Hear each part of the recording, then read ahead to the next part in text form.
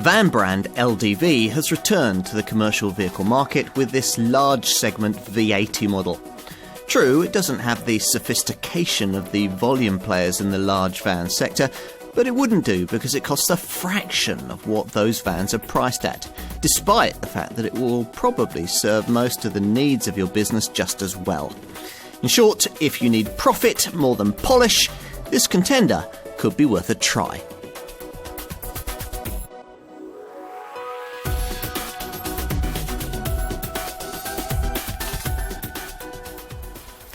Today, perhaps more than ever, cost control is an overriding priority in modern business. And if you operate one, you'll be particularly conscious of that when it comes to purchasing the commercial vehicles upon which much of your company's livelihood may depend. If you deliver in bulk, you'll need a large van, or perhaps a small fleet of them. If that's the case, then the primary selling point of the contender that we're going to look at here is going to be difficult to ignore once you've been briefed about it. Welcome to the LDVV80. Now that selling point doesn't really lie in any of the things that van makers usually talk about: technology, carriage capacity or engineering. No, let's get straight to it. This LCV is spectacularly affordable. I really do mean that too. Large segment models, Citroen's Relay, Vauxhall's Movano and Ford's Transit, for example, tend to start at an ex-VAT price of around £25,000. For an LDVV80, the ex-VAT starting figure is around £10,000 lower than that. Yes, you heard that right.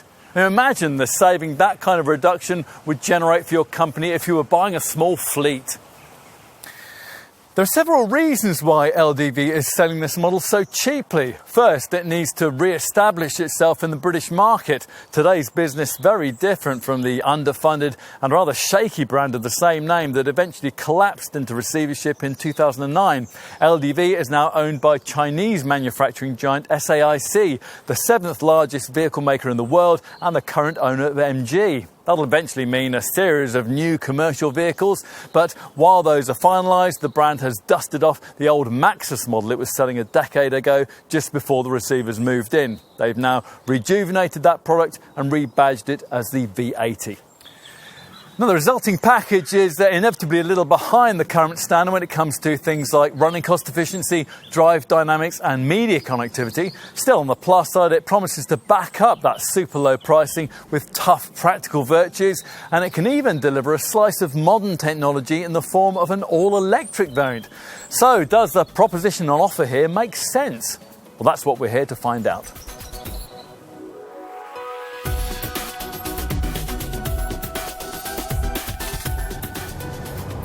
So let's start by telling you about the engine. There's only one on offer. That's a decent enough 2.5 litre four-cylinder diesel from Italian firm VM Motori, which is the same unit you'll find in some older Jeep and Chrysler models, as well as a TX4 Taxi. It's been matched with a 6-speed manual gearbox and front-wheel drive, and it puts out 136 bhp. So yes, the performance on offer is likely to be quite sufficient for your needs. Now, if you can't quite remember what large panel vans were like to drive 10 years ago, it all comes flooding back once you set off down the road in an LDV V80. Commercial vehicles back then were pretty noisy, which was expected in that era. But if you come to a V80 fresh from a trip and a modern LCV design, you'll have a much more car-like perspective on refinement. And inevitably, it's one that this Chinese contender is ill-equipped to match. Fortunately, though, you will rarely find yourself exacerbating the situation by revving out through the gears, because the engine has quite a narrow power band, and unless you stay in that sweet spot, that's somewhere between 1800 and 2600 RPM, the V80 tends to run out of puff quite quickly. Still, the reasonably slick 6-speed manual gearbox has been set up to make the most of the 330 Nm of torque on offer, and it has generally well-spaced ratios, although 6 could do with being a little longer to improve highway refinement. Now, when you are up at cruising speeds, you will notice a fair bit of wind noise around the mirrors and the door openings. On the plus side, though, when time comes to slow down, you'll be thankful for the reassuring feel of the standard all-round disc brakes. Brake assist complements the usual ABS system for emergency stops, and ESP stability control is standard too. Like all vans, particularly large ones, the cornering demeanour of this one improves quite a bit when there's a bit of a load in the back. When you are running empty, the leaf springs at the rear are particularly prone to being unsettled over bumps, and whatever your V80's load configuration, you'll certainly feel the larger potholes and tarmac tears that you'll come across in typical urban motoring. Now, if your business deliveries will be primarily urban-based, then LDV hopes that you'll consider the alternative all-electric version of this model, the EV80. Now here, a 56 kilowatt-hour lithium-ion battery combines with a 100 kilowatt electric motor to produce an operating range of up to 120 miles.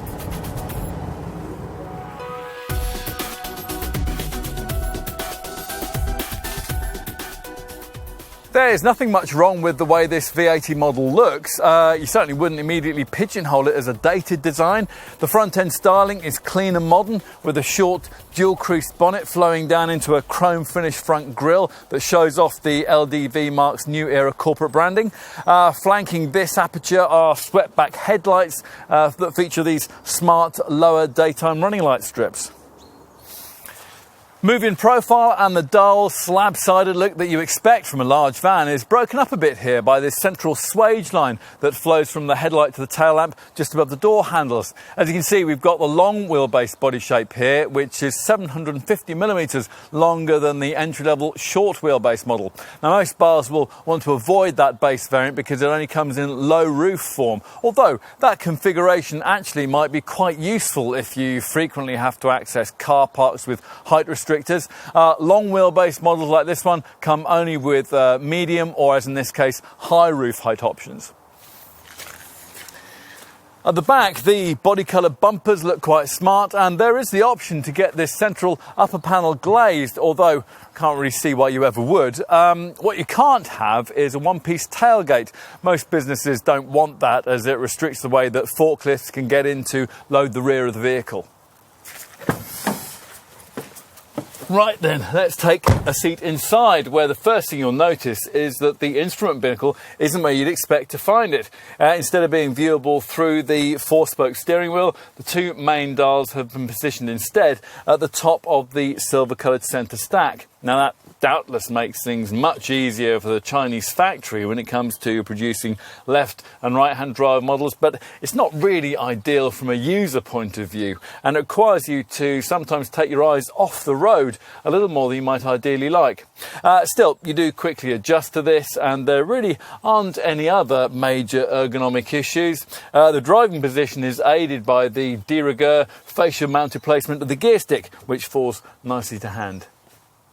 The seating placement is high and commanding, and the vast windscreen gives a clear view ahead, plus there are large mirrors with manually adjustable secondary mirrors below them. The driver's seat, that could do with a little more rearward travel, but otherwise it's pretty comfortable with 8-way adjustment, which is just as well because you can't properly adjust the steering wheel. It's a pity you can't get a leather covering for this either to alleviate the rather slippery feel of this cheap plastic rim. We found the cruise control system a bit difficult to get to grips with too. It's a curious setup that's operated by pressing a button on the dash to set a speed, but cancelled by pressing the brake pedal. As usual with a large van, a 3-person front bench is standard. It doesn't though incorporate the kind of fold-down centre seat back that rivals provide. There is room underneath the passenger side of the bench to store various items that you might want to keep out of sight though. And other stowage areas in the cabin include a reasonably sized glove box, deep door bins, twin cup holders and a couple of shallow dash top trays either side of the instruments. This high roof body style gets an overhead storage shelf too, but just be careful what you put on that. You don't want hammers and tools crashing down on your head if you accelerate off in a hurry. What else? Well, unfortunately, you can't have a DAB radio, but you do get a USB port, an aux in point, and a 12-volt socket, plus Bluetooth phone connectivity, and even optional smartphone mirroring connectivity if you want it. There's a full-height bulkhead that you'd expect from a model in this class, although this one doesn't include the lower flaps that you'll find in some rivals that allow you to push longer items through from the cargo bay. On the plus side, though, it does include a a built-in window, so you can keep an eye on the baggage area if you're carrying items that might be prone to sliding around. Build quality, well, that seems okay. Past LDV models like the Pilot, the Convoy and the Maxus were screwed together in the Midlands, but for all its British branded hype, the V80 is constructed in China at an SAIC factory, just like the MG cars also produced by this Asian maker. Overall, probably what's most important is that this feels like a cabin that could withstand the rigours of a hard working life.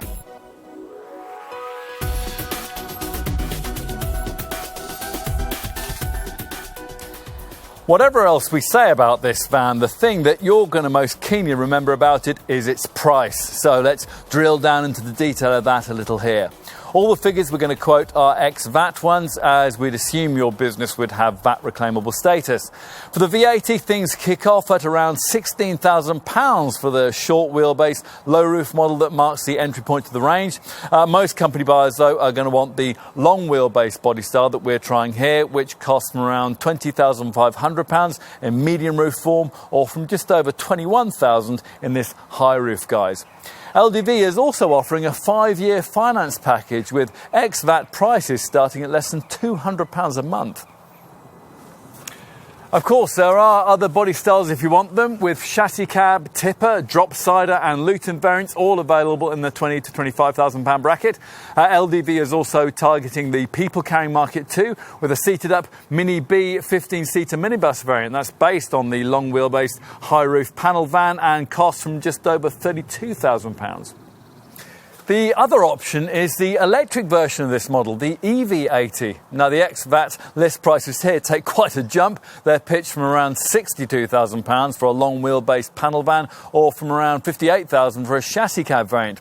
Before you get too put off by that, though, do bear in mind that a plug-in government grant will shave £8,000 from those figures. And of course, your running costs are going to be massively lower, which LDV reckons will actually make an EV80 slightly cheaper to run than its diesel equivalent for an urban operator running the vehicle over a 5-year period.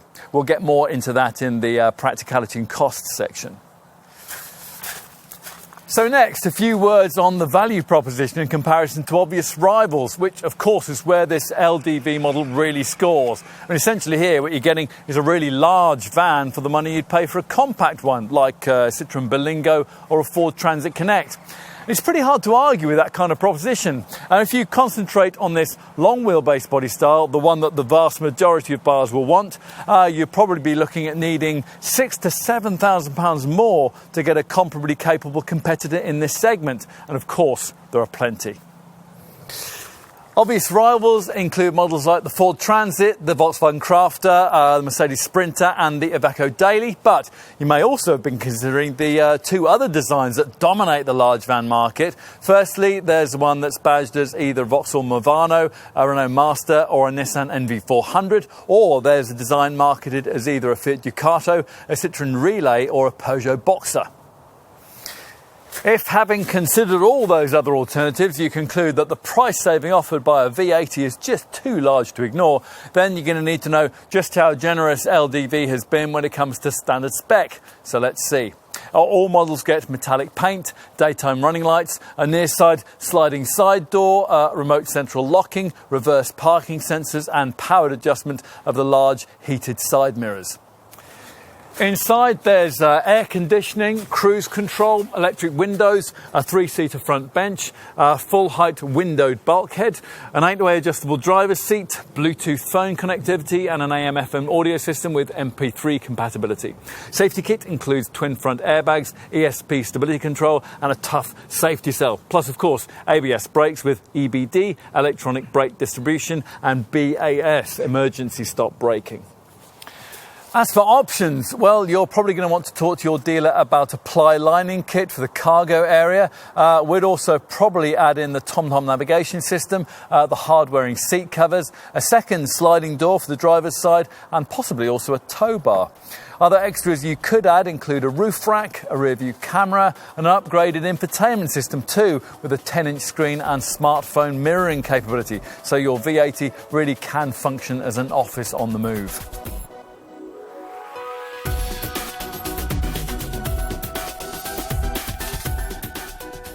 We've talked elsewhere in this film about the three main panel van body styles being offered to LDVV80 buyers. Short wheelbase low roof, long wheelbase medium roof, and as in this case, long wheelbase high roof, all based around a 3.5 tonne vehicle mass. So let's check out the practicality being offered in a little more detail.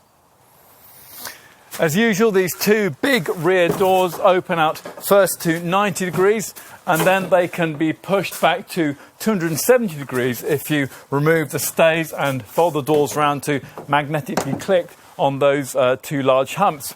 The rear door opening width is 1550 mils, while the rear door opening height on this high roof variant is 1790 mils. That's up from 1580 mils with the medium roof body style. There's a low floor loading height, and inside you'll find decent load area lighting, 9 tie-down points, and an easy clean non-slip cargo mat for the floor, although most operators will want to specify a proper ply lining kit like this one to protect the interior metalwork. On this long wheelbase model, there's 3,300 millimetres of cargo area length and 1,770 millimetres of cargo area width. That narrows to 1,380 millimetres between the wheel arches. The cargo area height is 1,925 millimetres. That's up from 1,710 mils with the medium roof body style. That means a total cargo volume of 11.6 cubic metres. That's up from 10.4 cubic metres with the medium roof body style. As a point of comparison, the entry-level short wheelbase low roof model can only take 6.4 cubic metres. So yes, providing you go for the lengthiest wheelbase, most of what you want to take will probably fit. Now, the payload figures aren't especially notable by class standards, though. In the long wheelbase range, you're looking at 1,419 kilos for a medium roof model and 1,389 kilos for a high roof. Now, if you're loading in from a side, there's enough side door opening width, 1,290 millimetres, to be able to slot in a Euro pallet. And whatever your roof choice, you get a 1,590 millimetre side door aperture height. On to running costs. Now, you won't be expecting the fuel and CO2 figures of this rather old 2.5 litre V8 Motori diesel engine to equal the currently prevailing class standard, and they don't, though you should get a reasonable driving range from the 80 litre fuel tank. LDV quotes a combined cycle fuel figure of around 30 mpg, which is about 10 mpg adrift of obvious rivals. Same story with the CO2 figure. That's quoted at 250 grams per kilometre, and a typical rival these days is rated at 170 to 180 grams per kilometre. As for servicing, well, maintenance intervals are set at every 15,000 miles. Some fleet customers may be put off by the relatively small size of the LDV dealer network. At the time of this test, there were only 23 UK operators. However, the brand points out that many of these have affiliates who will also take care of servicing, so you should never be too far from a workshop.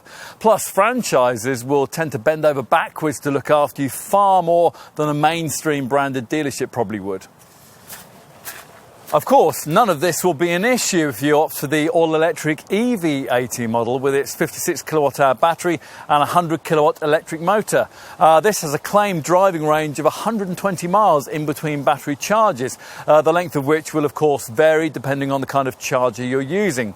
LDV says that with a rapid charge DC charger, an EV80's battery can be charged to 80% of its capacity in just an hour and a half. With an AC charger, that time will be extended to 6 hours. And if you ever had to charge your EV80 from a mains plug, it will probably take over 9 hours. The asking price of the all-electric model is certainly potentially off-putting, but the figure that LDV says that you should be looking at isn't that of outright purchase, but 5-year overall running cost. In rough terms, the brand reckons that over that time, an urban-based company would probably spend around £70,000 in buying, maintaining and fuelling a conventional diesel-powered large van, as opposed to around £68,000 for an EV80. And that doesn't take fully into account inner city congestion charges that are likely to rapidly rise over the next few years as new emissions legislation starts to bite. Let's drill down into that a bit. For every £100 you'd spend fueling a diesel van, a full electric model like an EV80 would cost just £16 to charge.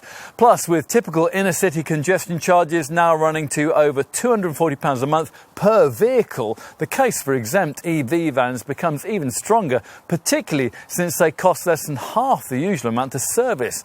In short, it'll pay to do your homework here and take the long view.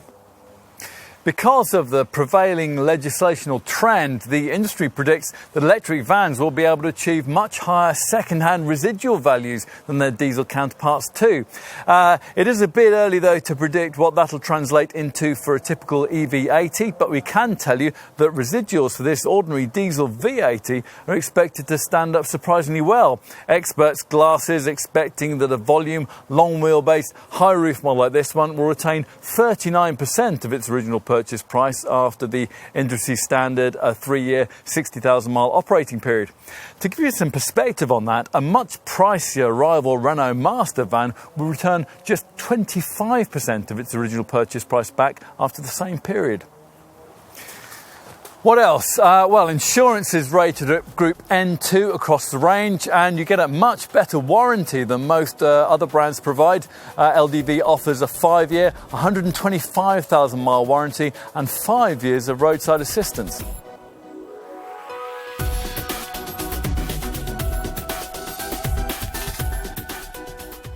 New vehicles don't have to be as expensive as they are. Dacia has proved that in the car market. Now, LDV is doing the same when it comes to commercial vehicles. You do at least have a choice. Now, it's true that in this case, LDV has delivered that choice by rebadging quite an aging product, but there's nothing very much wrong with the fundamentals on offer here. Certainly, the running costs are way behind the class norm, but better than average residual value should compensate for a lot of that, leaving this model's strongest sales proposition pretty much intact, namely the way that it offers you a large van for the price of a compactly proportioned one. Of course, there are other issues here, principally in the areas of cabin quality and diesel refinement, but you might be inclined to excuse these in view of what you're paying. Anyway, LDV will shortly be bringing us all new LCVs that deal with these problems and which set fresh standards for the brand. In fact, some of Chinese owner SAIC's cutting-edge technology is available now in the form of the full electric EV80 model that the government wants to incentivise you to consider. That other, commoner volume brand large van you may have been considering is almost certainly not yet available with that kind of powertrain. We were surprised by that, and actually by much else with this vehicle. Now yes, the V80 is only a starting point for the LDV brand in our market, but it's still probably a large van that many more small to medium-sized operators really ought to be considering. After all, when it comes to price, size matters.